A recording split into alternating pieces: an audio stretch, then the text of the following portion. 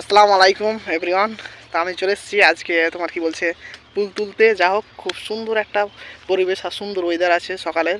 তো যা হোক খুব ভালো লাগে দৃশ্যটা দেখতে, ওই জন্য তুলে ধরা। তো কারণ অনেক দিন হয়ে গেছে, বিগত আমি প্রায় অনেক দিন পর ফুল মারছি। তো আজ ফুল মারছি, তো আলাদা একটা অনুভূতি পাচ্ছি আমার ভিতরে।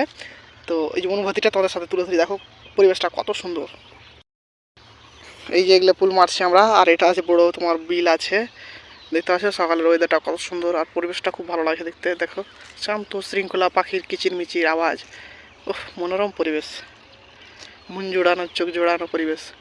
চারিদিকে ভুট্টা ক্ষেত আছে এটা তোমার, আর ধান খেতে হবে, এগুলো পাট টাট বুনবে। দেখতে পাচ্ছ কত সুন্দর পরিবেশ, শিশির ভিজা ঘাস, ওহ সেই আনন্দ।